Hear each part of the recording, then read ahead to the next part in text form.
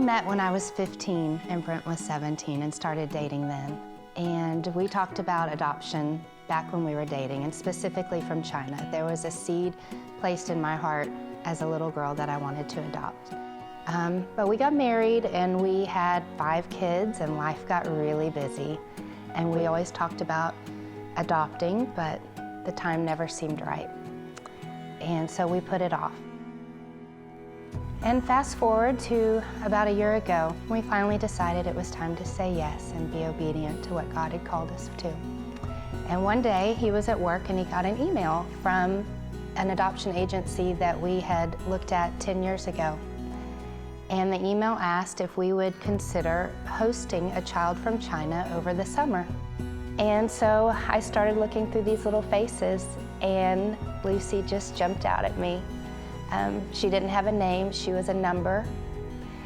And I forwarded her little video on to Brent, and I knew, just watching her video and seeing her face, that she was meant to be our daughter. It took me a while to submit to the fact that this was going to be our girl. So I actually said, Audrey, let's go ahead and just put in the paperwork for the hosting and just see how it goes.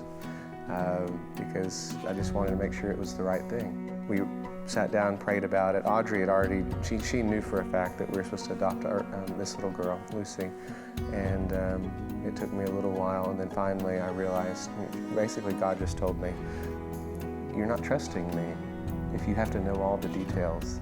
If you have to know if she fits in with your family, if you have to know how severe her special need is, if you have to know all those things, that's not really faith. And so that's when I said, okay, let's submit all the paperwork and start the adoption process. She was abandoned at 4 weeks old at a police station. Her own mother couldn't take care of her or didn't want her. Her society doesn't want her because of her Down syndrome. And she's waited for 6 years in an orphanage to have a mom and a dad and a family.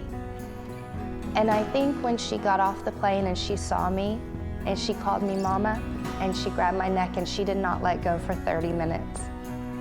And every day while she was here, I can't even count the number of times she said, Mama, Mama.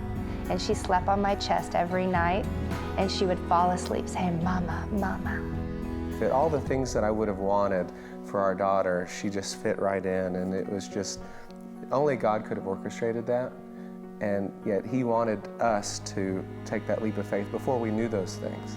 And a really beautiful part of her story is not only did we fall in love with her, but while she was here, she would talk about, in Mandarin, a little boy back at the orphanage. And she would say this one phrase over and over and over, Hawa, Hawa.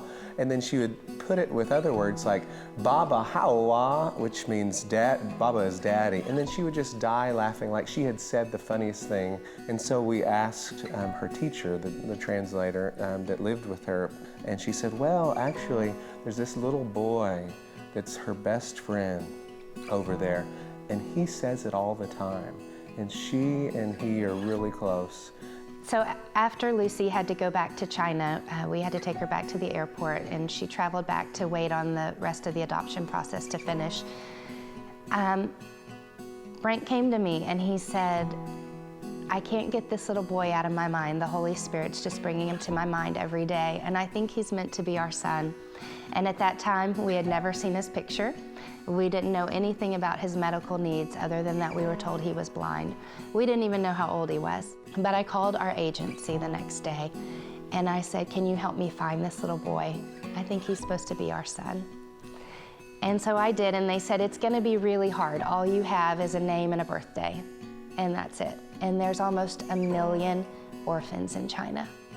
But they hunted him down and they found him. And he had a file made and no one's ever requested it, and he's 6 years old. And so they took his file and they put it with ours.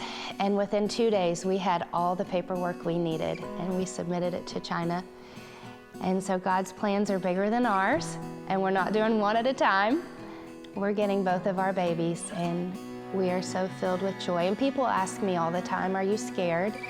You're about to be a mom to a Down syndrome child and a blind child.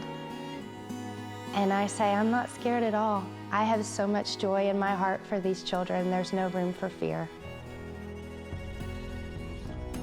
all we did was just take one little tiny step of something that God had been asking us to do for a long time, and then He did everything else. And to me, that was really, really exciting, because that's all He's asking. And all of us aren't supposed to adopt. I don't know what it is for each of us that we're supposed to say yes to, but I know that there's something for all of us.